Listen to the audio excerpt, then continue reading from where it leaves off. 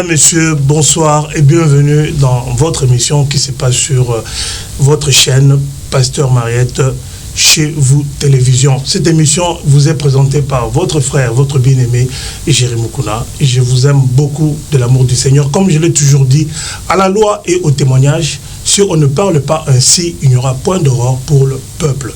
C'est ainsi qu'aujourd'hui je reçois une légende. Une légende alors. Dans Ayambi, on a plateau Oyo. Mutu Oyo, bako présenter souté. Bako présenter ite, mais pour na binoba na nzambe, toko lobelaye mwa muke. Abeta banzembo ebele.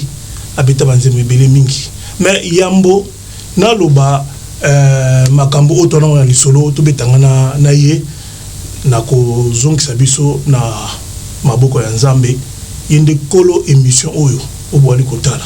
Yende kolo émission Oyo, les retours. Dans le retour, c'est-à-dire Jésus-Christ revient bientôt et nous devons te dire la vérité aux enfants de Dieu et rien que la vérité. Éternel Dieu de gloire, je te bénis, je te rends grâce, Seigneur Dieu Tout-Puissant, pour cet instant que tu nous accordes encore, éternel. Yahweh, si nous faisons des choses sans toi, si nous faisons des choses sans ta main puissante, Yahweh, ce que nous faisons ne sert à rien du tout. C'est pour cela que je te confie cette émission éternelle, le retour. Sois avec nous du début jusqu'à la fin. C'est que nous dirons que le Saint-Esprit puisse nous conduire et c'est là pour ta gloire. Je te bénis, je te rends grâce au nom de Jésus-Christ. Amen. Voilà donc, chers frères, chères sœurs, nous sommes disons en direct dans cette émission qui vous est présentée par moi-même, Jérémy Mukuna. Il s'est passé quelque chose de grandiose ici en Belgique. Le 28. Le 28, il y a 3 jours pour Souka, il y a Sansa et Koka. Mais les Kamounènes et Salama qui n'aiment pas ce qui battent, c'est passé que il y a eu un grand monsieur, un grand serviteur de Dieu, l'évangéliste plutôt, Matou Samuel, qui nous a visité ici à Bruxelles et il a fait un concert énorme. Et d'ailleurs, vous êtes...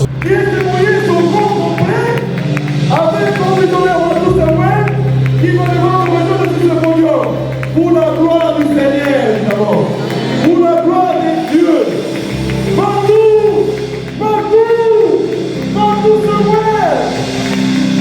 Samuel. Évangéliste sombre. La voix du Seigneur. Le cadeau dans lequel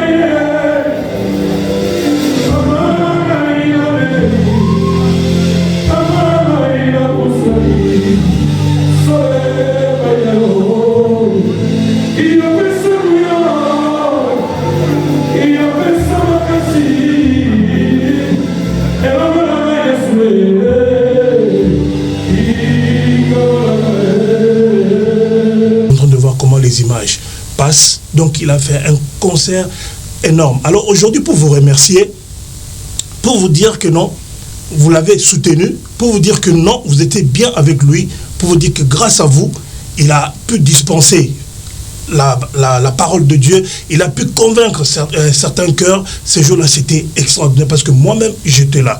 Alors, je suis sur ce plateau avec l'évangéliste Matou Samuel. Bonjour évangéliste. Bonjour. Bonjour papa Langaï. Bonjour papa Jérémy Mukuna. Papa Langaï. Nazota la sikoyo. Dondo babi ona oe kokanite. Natala yo ya ba canal kin wana ba Kinshasa wana. Wa ba CTV. Wana ba CTV wana. Wana mwa wana kitolo bana ba nyufu wana kin. Nzambo azabala. Tana to kuta Ah, on va bella. Zambana Zabien, j'ai dit c'est ma gloire à Dieu. Quand tu as monté, na mituni nzambe, pona nini boye, pona vie na ngai, na lela ki trop pona vie na ngai, na lele pa mutute. Parce que tali tata na yo, tata okufa. So tali mama okufa. So tali nzambe, okutana kese mu Yesu. Gloire au Seigneur. Bonne santé. Par la grâce de Dieu, ça va. Tozo komisa nzambe wazobate la biso. Et n'a profité peu qu'on peut s'abandonner nyonso bazolanda na tango partout où vous êtes, que Dieu vous bénisse. Merci. La pasteur Mariette télévision. Maman pasteur Mariette chez vous télévision. Oui, ma pasteur Mariette. Hein? Chez vous télévision. Télévision. Voilà. Pasteur Mariette chez vous télévision. Voilà. C'est déjà écrit, personne ne peut l'effacer. Et c'est comme maman déjà de mananze pas oye comme maman et comme maman chez pasteur Mariette chez vous et comme maman là au Seigneur. Donc vraiment dans un secondes ya kwa maman na c'est beau plateau, donc ils ont vraiment quitté comme Makasi na sepeli Coco Tapenzana chez pasteur Mariette chez vous télévision, que Dieu bénisse. L'évangéliste Matou Samuel, oui, pour naba oyo ba habité au ba histoire parce que bon, dire qu'on ne te connaît pas c'est être malade. Faut aller boma pour le bakeno oui pasteur Matou Samuel mais pour na biso o to bio nzamba kumama mais pour na bango moi historique muké pour au sali musique au banya na âge nini peut comment nini yo kuma na niveau na grandeur on a dispenser parole de Dieu et puis ko mema bala na nzambe na changement parce que ba nzembono échanger bato belé. D'abord, on a comme ça Kanzambe pour une bénédiction pour l'église corps d'église pour la Bananzambe. Matou Samuel a outil quelque part la famille, mais na coupe sans Zambé parce que na botam na famille chrétienne où papa nangaza mosal Nzambe et à son âme pasteur Moké Victor. À Tikaï Bisso en 2012 à l'âge de 104 ans. Donc nous avons vraiment le kumu libakuma la munazobaka yangwana tozaba fruit ya misala obaboti na biso basalela kinzambe pour le loto saelango ya omoni soki nzambe si apona o papa Jéri monde koyi koloba koyi kotuka ko sala nyonso mais soki déjà que oza moto nzamba benga nzamba ko prendre soin na eloko a chakati na yo akopate la paix oyo azali mosali na ye. Voilà pourquoi lelo ça fait maintenant 43 ans na musala. 43 ans. Oui. Avec les seigneurs. Oui, avec les seigneurs. Il y a poété, il y a vraiment la carte à Moussala. Dans la droiture, la droit chemin. Parfois, bon, c'est pas aussi mauvais.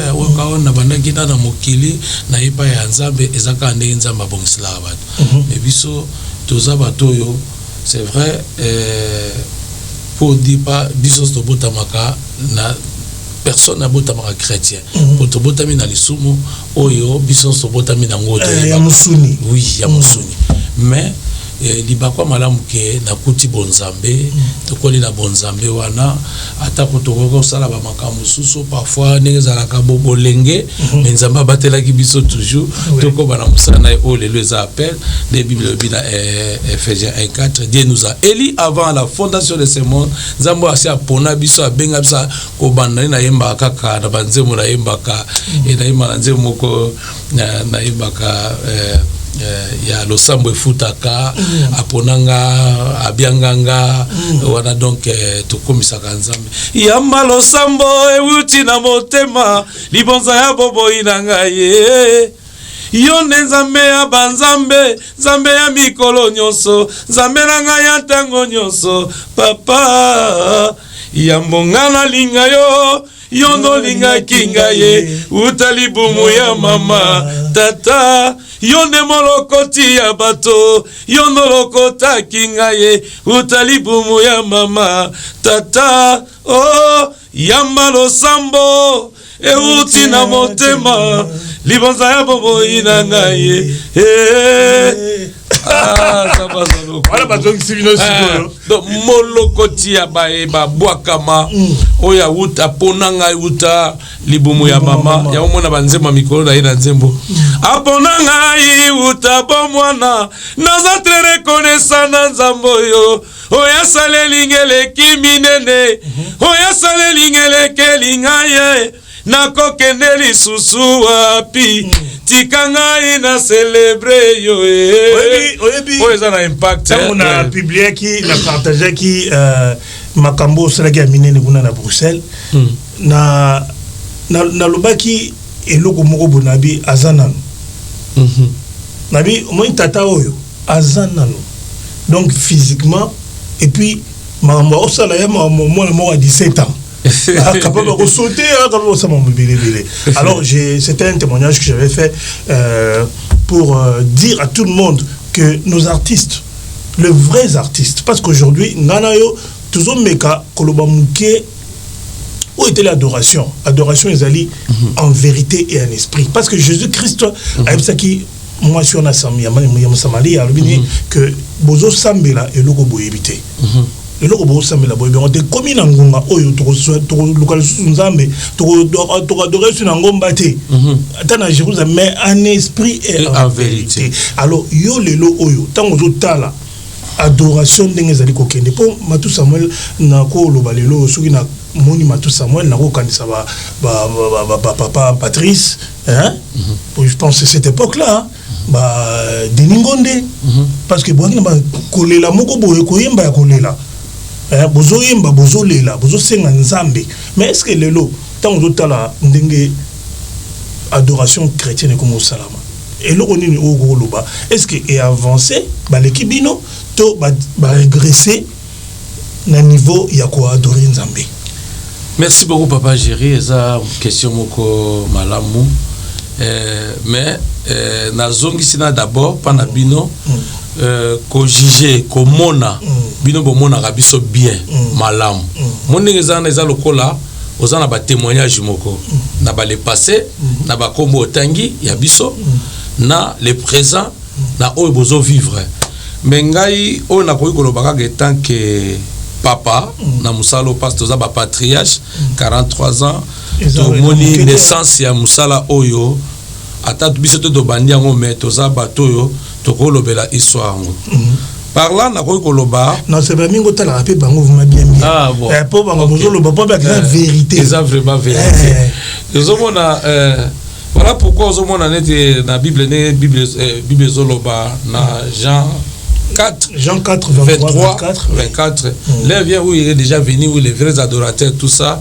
ce qu'il adore en esprit et en vérité nzamba zoluka ba oyo nzamba zoluka lelo yango moni moi je suis d'abord fier l'adoration c'est d'abord honorer Dieu en lui rendant un kit qu'il faut donc l'adoration c'est la nourriture des grands na même maman makasi kota na liboso ngai matu na uti na ba famille etondi ba réclamation ba malédiction makambo ebele mais koya kotala sikoyo à cause ya adoration ya kotombola Yesu a valorisé ngai lelo oyo nga nazali fruit ya adoration. Oui, pour ça on a bien c'est lui ninga bien la Guinée pourquoi yo bien pourquoi talana toute la famille na biso eza ndeka ko mimisete parfois moto asoma moto kazate moto asoma nda kwazate moto a voyage azate mais tu komona que non poto longwa na ba hôtel nocturne ya famille poto luka to longwa na ba réclamation na makambo ebele o ya famille mais tant to tomboli miso na biso pa na nzanda baka ngai na matina ngomba kolukelo gina yawe na ba pasi na ngai ngai maumu na yo yawe yanolanga na semboli miso na ngai pa na yo na boyi kotale la famille na boyi kotale la koko na boyi kotale la noko na pesika kabobo ina ngai pa na kolo ata pasi ata minyoko ata nzala ta kozanga pesa elikia na yo epai na Yesu Mesia kolo na biyano. Donc voilà ngai papa na kumisa nzambe na yebaka yango monike tango ozo lo bapona likamuke papa mato azana parce que bomo inanga nyosa na sena tango soki Yesu te dans mosusu to tombolaka Yesu adoration ezali oyo et transformer biso. Voilà pourquoi moni quelque part nengo zo bana la kambo ya adoration to ko appelle tant l'émission mosusu to lobela pena richesse adoration ozomona quelque part ba disciple bangota bazota mona Christ ba yeba ki liso de bazako kanisa ke bazako kanisa lelo papa matou soki otali musique chrétienne ningi zo tambola bon moni je dis ça pourquoi parce que normalement ba plagiat il y a des fois excusez-moi ngala mutu na ouvert au moins nazo kanzembo na ko ntifali nazo kanzembo nazo namona danse namona wa JB bon siko na mitu na siko ngai en tant que mosali na Nzambe na ota ina kata masumu na na kibonzambe na kuti bat na ota kibonzambe bino ndingi bozana to boite na mokili bambeba ezala te mutu pe akoza pe na ba makamna maya mabe mais soki na zui génération ya papa on atanga ikombo nani ba mente naziba Deningonde naziba papa Patrice malgré Satana abungisa kaka parce que tant on la pongi Satana zo bungisa makambo wa osala suna tongo n'est-ce pas azo bongisa Satana ko longola lias moko ambongo oyo cheki na chambre a déplacer ngo peko mama pe bozu problème nae Satana.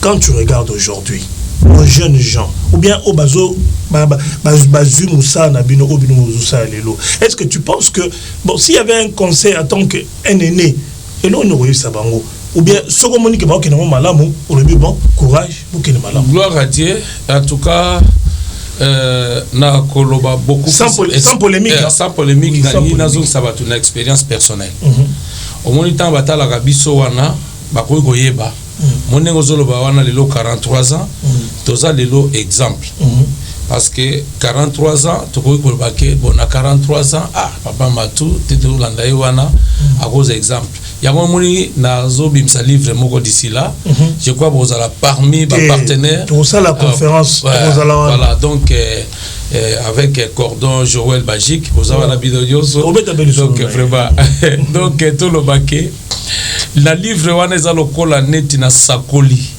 na lobi nyonso nde balobaka penza ke donc to bombi lo côté donc Genèse na kati nango oui to lobeli vraiment naissance à musique chrétienne total si bit nango natalisi ba objectif nango amen na lobeli pe na ba illustration mususu ya Bible ya batu oyo pe batoboli nzambe na Bible pe natalisi na génération na biso o lelo toza pe exemple toza témoignage na quel sous vite kotali ça ne place lobby la différence entre la musique chrétienne et la musique païenne oto bengawana quelle est la différence na kati bakozwa différence tango na kati nango nde sikoyo tokoyeba ke bango baza na bilanga la bango baza pe na inspiration na bango biso pe to na inspiration na biso na ekolobela source inspiration na source inspiration les sous batu bako découvrir makambo ebele donc on a zolo baka keza ba sous thème mais na kata ba sous thème bango za na makambo ebele on a zui na ba exemple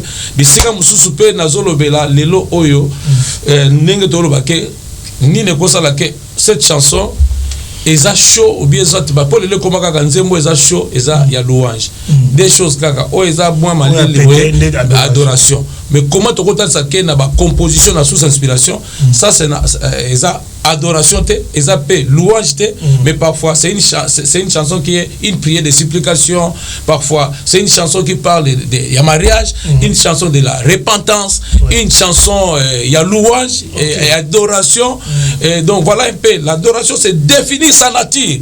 Donc ozo tombola o yazali mais louange pesana ezali ko élever ba bien au fait naie on nzamba tchekati na biso. Je peux dire que donc voilà pourquoi il y a une différence. Louange nous ça qu'on louer mais l'adoration c'est pas pour tout le monde. L'adoration c'est sacré, c'est la nourriture des grands. L'adoration c'est je peux dire c'est toute une vie. L'adoration c'est un monde de vie. Comment on peut dire ça ngana tal ça kanaka ya livre wana na tal ça adoration d'abord étant que qui peut adorer l'adoration qui peut adorer. Ce n'est pas tout le monde qui peut adorer. n'importe voilà, qui. Non, voilà pourquoi les places sont pas. Et bah critères c'est en adoration pour un adorateur. Quels sont les critères pour un vrai adorateur? Pas seulement adorateur, voilà, mais pour un vrai adorateur. C'est chaud, il y a beaucoup de choses. C'est chaud sur ces plateaux. Parce que au moni baembi baali, mais baembi musupe bazakaka. Naïti sous comprendre ngai ba reste wana oyo tango ba prophète le bigono talaga la tikali ngamote tikali mote musubaza.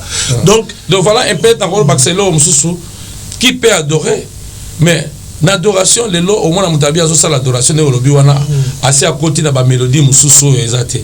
Oh l'adoration zo kende na mutu azali né de nouveau. Oyo tango azo yemba yebike nazo offrir adoration na nan. Donc tokota ça peut ba catégorie d'adoration, comment l'adoration eza makambo belé et koki kozala na adoration pe pourquoi ne tolobi loko ke bozo yeba bozo lela. L'onction dans l'adoration. Ça c'est autre chose. Parce que le 28 c'est que m'a beaucoup marqué le 28. Moi je me disais bon je vais voir un peu ce que l'évangéliste Matou Samuel va encore faire ici. Mais lorsque tu es entré dans aux côtes à la porte kuna l'entrée, voix noga ya pamba. Moi, j'ai vu comment les gens étaient en ébullition. Mais Nabi, mais tata oyo, ba mikole belé oya yembi. Azaka na ba capacité oyo. Po ils dit sécurité. Au moins ba mususu ayo ka combo. Po tout le monde avait bande ko musubi azo beta, mais ozo yoka, mais ozo komate. Mais au commissaire qui biso. Comme ça biso na ba Blaise Wanga na ba ndeko na ba Hans au commissaire biso na ba pasteur Joël magique mon appelé qui n'a pas Franck Moulaja Pazalaki Franck Moulaja Palaki salutations à Franck Moulaja c'était extraordinaire tout à qui na la tabega la télé kulutu abi na ke lo busuga bi gloire à Dieu merci leki donc nakolo baba chéri omoni musalo eza ya nzambe soki kaka ozoyeba ya wana lobi la gestion dans l'élévation na do lobela on peut na kati ya bible na kati ya livre la gestion dans l'élévation oui gestion donc on doit savoir gérer l'élévation les autres autant à 43 ans mais na kati ya 43 ans il y a les hauts et les bas na kati ba moment ya ba humiliation ba bilo obele mais comment to maintenir tilelo to tombola nzambe wana gestion et élévation za na kati en dehors wana na bi l'onction dans la chanson et za na kati ndeni nzembe ko sala parfois 30 ans banze musuna yemba ki wana za banze sali ba 30 ans mais si banze musu sali ba 25 ans qui c'est Yesu oui banze musu sali ba 25 ans 27 ans 30 ans même plus de 30 ans banze mo ko ngai na mati na ngomba mais lo sala ki temps zo yembango au sentir atmosphère wana ezaka toujours et so garder atmosphère wana et garder constance vraiment que batou bazaka na kati na ngomba ça encore ezali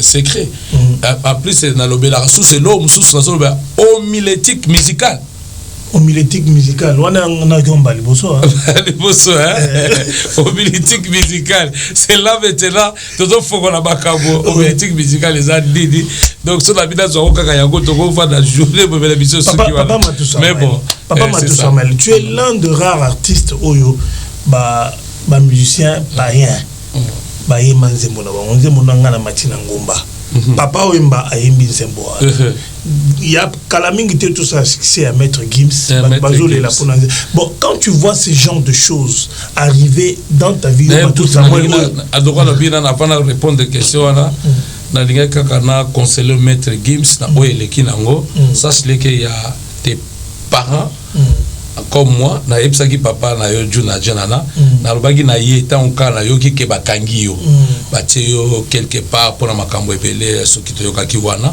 mais la première chose na bengi papa juna nanga bina étant que d'abord notre enfant toi on a besoin de koyeba ezani ni d'abord mabolongo na se na soutenir qui na ebisi papa juna nanga lobina ye tout ça ils ont qui ne peut na force élévation avec tout ce qui a outil ça là le diable le monde n'est pas content quand on peut tout mes alliés mais la Bible dit dans toutes ces choses nous sommes plus que vainqueurs par celui qui nous a aimés. Amen. Nous allons soutenir notre enfant, surtout le cas malgré la loyer Brahim, à Tombola Zabe, Gaïla Batina Goba, Kaka la Batina Goba, voilà. Pour la temps avec 2-3 jours à Bengabi, moi la Bible, moi la Bible, à Bible, c'est bien, Gabi, pour faire donc, Gibbs, parfois éviter qu'il y a quand même ton père à sa chambre haute encore pour nous soutenir. Pour te soutenir. Voilà un peu. Mais papa. Que ressens-tu? Papa Wemba. Wemba Nzembo na yo. Donc, d'ailleurs, tu t'attendais même pas ça. Moni ogamba mo papa mazoba na Nzembo azo kotsa ba couplé na obani. O mona biso ya on quand même élevé. Net la mo mikolo leti fi carré. Ayembi soki na besi babo ina gati na zboka bati délégation gabi gabi za pesa loko. Na moni lisusu ba misusu te kaka yo.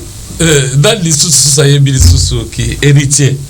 Tie na moko suba benga ka kombo na bungi baba donc ba komo moi mingi o ba komi ko sala ngo mais je dis d'abord c'est une fierté ya kotala ke nzambe na parce que na nyoso na bazo tombola matute matu élève le nom de Jésus amen bango tango baso so pe courage à kotombola mutu so ba non mais comment il soit tombola ko papa mbate quand tu vois quelqu'un azo tombola Yesu ne fils que pas de musuba lo non moni eza nzembo nzambe comment ya tika ko permettre ba païen ba nzembo na ye donc aza modi non tant ba totika bébé zana ba voix ebelé nzamba bengela bato moni tango papa we metza témoignage pe asona ndazolo bango po mama Amazon Rose Amazon moi si a défunt papa Wemba azolanda ayebi tango papa Wemba yemi Nzembo wana atikala okutana matute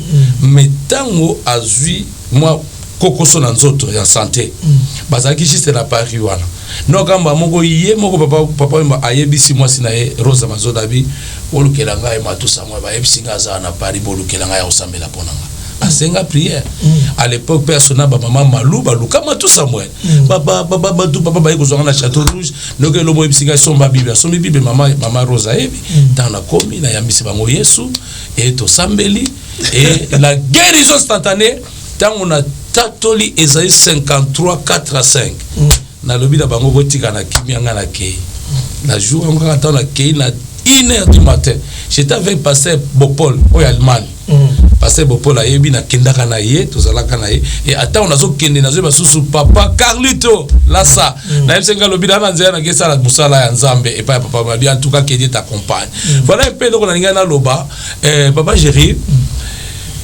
qui savait que papa Mayembi après 2 ans ngaité après 2 ans na sambeli pona ye bénéfice que même atango a koti boloko abimi atombola na zénith na ye banzembo ya matusa mona imaka yango te battant de la grâce donc nzamba sala kalika musu na plan pona épargner biso ya yebi ke ngai na kati ya makamnyo so to sala musala nous mona oyo ya nini eza ya nzamba quand on dit évangélisation par des cantiques spirituels eza la façon musu to évangéliser zakaka na côté ya na Bible te na loyembo donc moi je dis gloire à Dieu c'est Jésus qui gagne tant bazo sala bongo donc on va avoir du temps pour parler pour évangéliste Matou aza awa mikolo aza poto ye a écoute moi na poto il n'y a plus rien à dire mais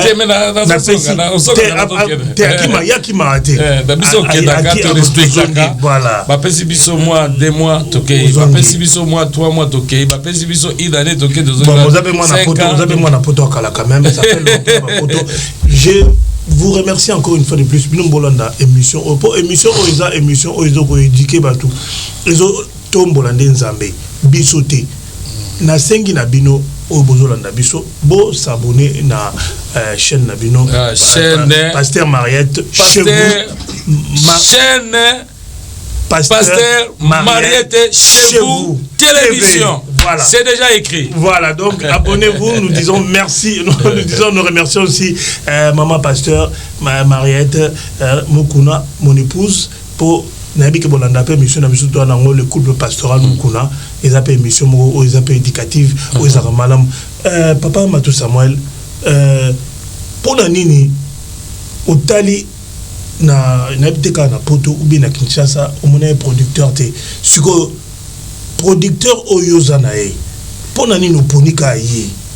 Est-ce que différence y a entre ye na ba producteur mususu ba qualité ni yo na da producteur wana? Bon, producteur nanga d'abord de MTS production OP toujours travailler.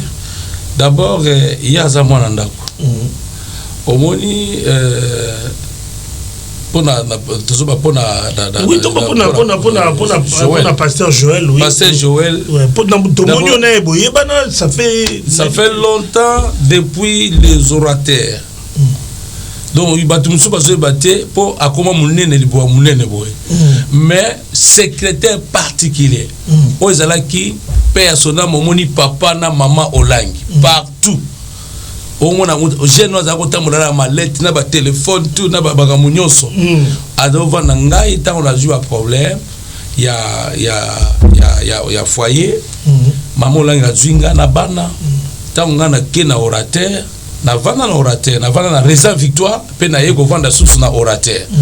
Muto bazali ko tinda tout moment. Allez voir Matou, est-ce que Samuel il a mangé? Comment vont les enfants? Au moins na kaka boye, Joël yewala yi. Waka beti touraye. So bodier donc tu vois directement papa et maman online. Donc on sait qui donc il déjà pour. Azam tiki la gabo bike herbo et tout ça dans la même la orateur, parfois toi yé bagate. Oye bozo bona Joël wana ye wana daga myoto wana ye wana nde oyo ngala kutana orateur tout ça bango nyonso bazala ki wana en tout cas baza prendre soin na ngana tali sikoyo lelo to kutana poto awa et je salue encore papa David Amos Zamalola Pambola kuna cité des papas la cité des merveilles ye aza aigle ye ta ngana komia pou na comme na bi papa en tout cas na maman Mado ta na bi Habi, oh kaka, Joël kakate. Donc déjà on prépare. Je te donne mon fils pasteur Joël. Moi j'ai béni le Seigneur pour Nango et Nathalie Pengalobi so kinzambo sangisa biso kalawana. Banda wana so ça dans 2003, 2002, 2001 okendeti na ba pointe blanche kuna tout ça ba tout ça. Donc plus ça fait plus de 20 ans. Ça fait depuis la yebi Joël d'accord le papa Matou 24 ans. Na question bela retour mais nzamba pambola on est na réalisation on avait donc apo nzamba sali que tout travail na ye en tout cas jusque là tout travaille très bien et c'est un homme de qualité. Oui, on est qu'au début hein, nous allons faire beaucoup de choses et d'ailleurs très bientôt là tu vas annoncer ça se voit. Ça se voit et ça se voit et ça se sent. Sikoyo album Yasika Bimi titre comment Impact je ba continue YouTube au monde même pas une année tout ça dans quelques mois il y a Impact je crois que vous avez Banzembo pakolanga mafuta Banzembo lokola malgré la loi de ma famille les condamnations de ma famille tu m'as aimé Jésus tu m'as ramassé Jésus yo ponanga pona longa yo ponanga pona longa longisanga yawe mokile ni manasa ya yoe banzembo lokola aponanga utabo mwana banzembo eza ebele oyo ezoye mama na kati album wana eza na 12 titres donc voilà biso to koza ba système teke o mikole komika konjuka ka moko tie yo wana mbala moko ngai déjà na rozwa clé pe na pesa ngai et pas ya papa. Et en plus les bateaux bazana besoin qu'on ISB ango ngana moni en tout cas et pas na bino awa c'est mieux placé avec notre maison na maison na biso na maison na bino wana na fini kina no moi c'est pas surprise on a kutana kina na maison wana maison na bino yo de papa bazana secret ba wana boisi na baba maman passer Mariette ba memanga donc Jéri Mariette nzambe na biso bino ke nzamba pambola bango donc bato bakotala ba production donc kuna balati mobimba donc na beti costume chaussures ceinture choma donc parfait moi au père nanga benga père père obenga so la bokuta ya o benga ke quoi donc au moni parfait il est parfait il y a obenga malaf corine donc na kikongo pena malaf corride na malaf corride bi donc masaga bindele oya donc pona ye donc parfait et da maya babindele si quoi bien mon malaf corride donc voilà donc c'est la joie. Merci en tout cas nzamba zong sa koleka alors pe na pespe invitation mutino so alingi pena la tamalam trakane naza donc c'est grâce à notre maison GM Géry Mariette oyo pena ilatinga malamu nzamba pambola bino e ba mama peza wana moni papa tout ça donc nzamba vraiment apambola bino donc ngana ko lo ke papa Géry donc na ko lo ba d'abord nazo pesa merci grand merci na bana Bruxelles pour na concert le 28 na moni ndenge bo déplacer de partout bo tiki ba programme sur bozalaki nango et que les jours en surtout que zalaki parce que ba manifestation ya suka ya mois de la femme mais na moni batu ko déplacer ou na programme ya malili zalaki na période ya malili comme on a déjà bateau boyaki salle débordée. Je dis gloire à Dieu. Merci en tout cas na soutien na bino bo porter ki na ndeko na bino Matou Samuel yango moni tokozanga te koya koleka sur na plateau pour na ko annoncer bino surprise à monene zoya tokuta na siko na salle oyo ko kenda ba 3000 places je crois d'ici là ba ko annoncer yango mais grand merci na bande ko nyonso na monde bo soutenir musala oyo bande ko nyonso ba soutenir ki pour que réciter na action oyo en tout cas nzaba pambola bino ingénieur de son Gilles son nzaba pambola yo na moni ba sali na nzambe nyonso na moni communauté et y a ba église de pasteurs comme na yemoko